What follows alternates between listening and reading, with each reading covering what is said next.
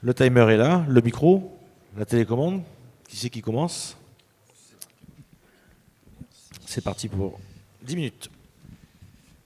Très bien, bonjour à tous. Donc l'objectif aujourd'hui n'est pas de vous redéfinir ce que c'est que la maintenance prévisionnelle, puisque vous avez eu un excellent exposé hier avec la SNCF de Cyril Verdun. L'objectif aujourd'hui, c'est effectivement de vous présenter un cas concret donc sur les porte-hélicoptères amphibies, en particulier sur le Dixmude, sur lequel on a installé un dispositif assez intéressant. Ça va être aussi, c'est un peu l'objet de cette introduction que je vais faire, c'est de vous montrer globalement, bon, d'abord pourquoi est-ce qu'on s'est lancé dans ce domaine au niveau marine, et quelles sont les spécificités justement vis-à-vis de ce qui vous a été présenté hier, pour vous montrer qu'en fonction du cas d'usage, évidemment, on n'a pas forcément tout à fait les mêmes solutions, en tout cas les mêmes façons d'intégrer le matériel. Alors pourquoi s'intéresser à la maintenance prévisionnelle dans la marine? Avant tout, et ça pour nous c'est vraiment essentiel, c'est anticiper les avaries. Anticiper les avaries, ce qu'on veut, c'est gagner en disponibilité, que globalement le navire soit prêt pour sa mission et qu'on ne se retrouve pas avec une avarie majeure qu'on n'aurait pas vu venir et qui évidemment limiterait le bateau dans son emploi. Donc ça c'est vraiment le plus important pour nous et comme j'ai indiqué ici, j'ai mis c'est plutôt simple à faire. Pourquoi? Parce qu'on va mesurer des paramètres, on va essayer de définir des seuils, on va essayer de voir arriver une dérive de fonctionnement d'un matériel et donc anticiper, réparer, en tout cas avant d'avoir une avarie majeure qui nous contraindrait. Donc ça c'est plutôt simple à faire et c'est là-dessus qu'on travaille aujourd'hui.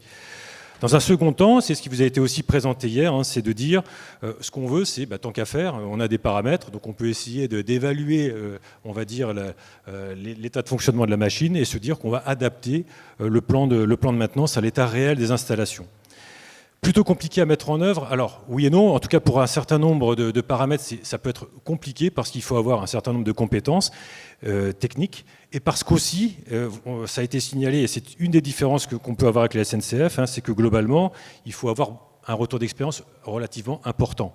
La SNCF parlait de 2000 matériels hier. Nous, on va vous parler de 3 navires et parfois de navires qui n'ont pas les mêmes matériels pour des raisons simplement de construction. On a 10 ans entre le premier et le dernier navire.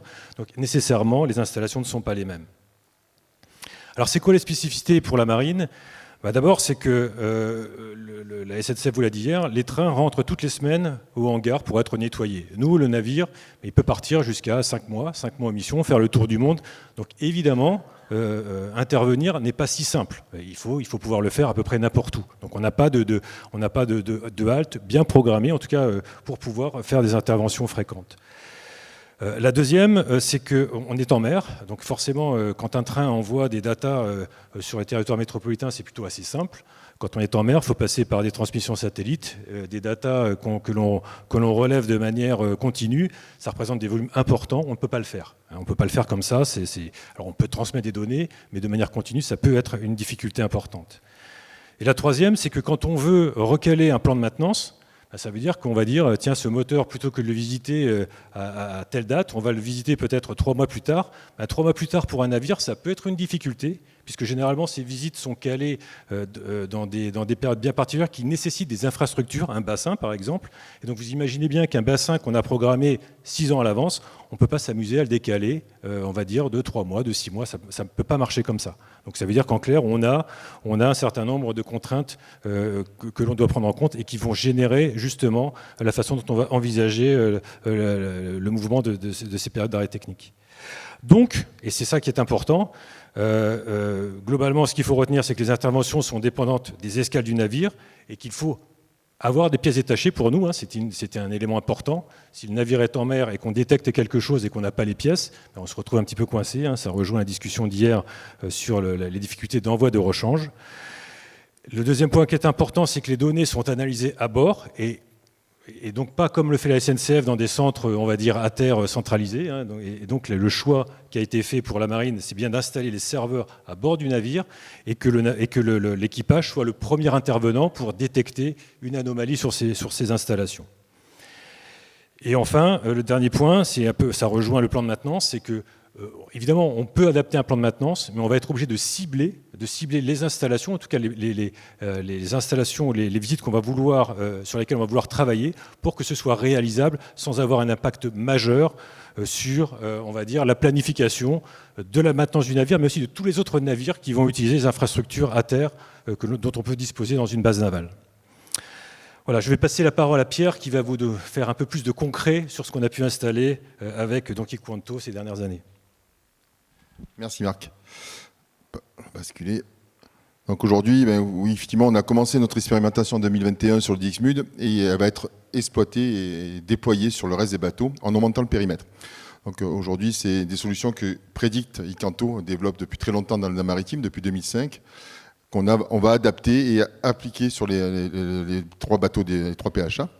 Donc aujourd'hui, où on en est, le contexte c'était au travers de l'expérimentation à bord du PHA, le but était de permettre d'améliorer la disponibilité de ces bateaux et d'optimiser le plan de maintenance, comme a dit Marc. Donc aujourd'hui, on a focalisé sur le Dixmude la première expérimentation sur les pods. Donc on a mis des indicateurs qu'on peut voir là à l'écran, des indicateurs de bilan de santé, c'est-à-dire permettant au bord immédiatement de savoir ce qui se passe, s'il y a une dérive sur les installations et de pouvoir intervenir suffisamment tôt avant qu'il y ait une avarie majeure.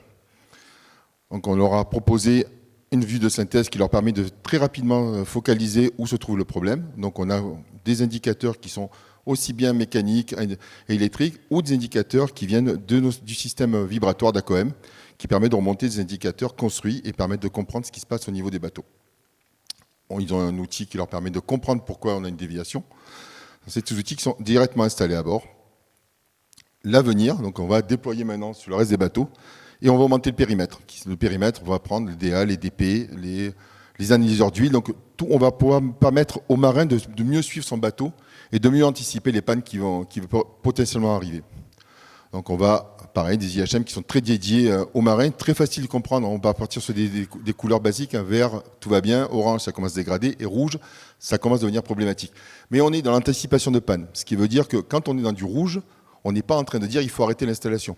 Il faut juste comprendre ce qui se passe, anticiper et pouvoir préparer l'intervention qui devra arriver.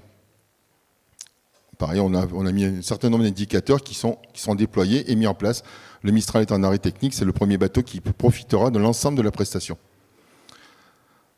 Aujourd'hui, l'avenir. Aujourd'hui, la Marine nationale choisit de faire une expérimentation, mais nos solutions sont déjà depuis très longtemps installées à bord de bateaux.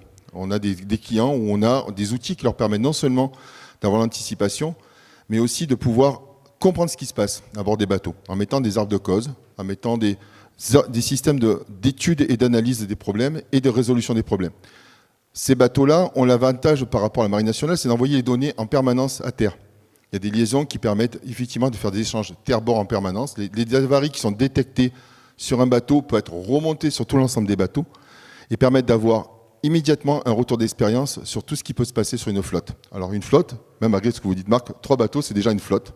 Même s'ils ont quelques différences, mais c'est une flotte. Une avarie qu'on peut détecter sur un bateau peut très bien se retrouver sur un autre bateau. Et je pense que voilà, c'est un petit peu l'expérimentation. Donc les solutions qu'on a mis aujourd'hui, et je repasse le micro après à Marc, qu'on a mis aujourd'hui à bord du Dixmude peut aller encore plus loin. L'avenir, c'est effectivement d'avoir une collaboration entre la terre et le bord pour pouvoir comprendre et aider le marin à résoudre le plus rapidement possible les avaries qu'il peut détecter. Et on est dans du prédictif, alors du proactif, comme on voudra, c'est de trouver et de permettre d'anticiper les pannes avant que l'avarie devienne trop impactante pour le bateau. Oui, je voulais juste finir sur un petit point. Alors, l'image que vous voyez en clair vous schématise globalement l'organisation telle qu'elle est faite à bord. Et je voulais attirer votre attention sur ce qui est entouré en rouge, le serveur marine. Bon, évidemment, toutes les datas sont connectées par un serveur qui est protégé, puisque évidemment, il y a des problématiques de cybersécurité à préserver. Le serveur marine, en fait, on est venu récupérer les datas en s'isolant un petit peu du navire pour justement avoir un outil, on va dire, d'expérimentation. Outil d'expérimentation, donc on récupère les mêmes datas que sur le serveur principal, mais sur ce serveur, on a mis un certain nombre d'outils qui vont permettre de tester des algorithmes, des réseaux de neurones, je vais y arriver, pardon. En tout cas, des outils qui permettront de progresser, puisqu'on considère que nous sommes vraiment dans un contexte d'expérimentation. Et j'attire votre attention pourquoi? Parce que pour moi, voilà, c'est vraiment un terrain de jeu. Hein, ce serveur est fait pour ça.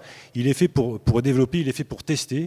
Et en clair, on encourage donc toutes les écoles d'ingénieurs, les entreprises qui souhaitent nous accompagner pour essayer de tester un certain nombre de façons d'aborder la maintenance prévisionnelle. Et c'est ce qui se fait depuis 3 ans déjà avec CITEC, hein, CITEC qui envoie des stagiaires régulièrement, avec l'école des mines, l'université de Troyes qui était présente également. Donc cet outil-là est vraiment un terrain de jeu et qui doit être utilisé. Donc n'hésitez surtout pas, si certains ont des envies de venir sur ce sujet-là, on saura vous accueillir, prêter des datas en tout cas, hein, et puis tester dans la mesure où vous êtes capable aussi de partager avec nous les résultats, bien entendu. Merci.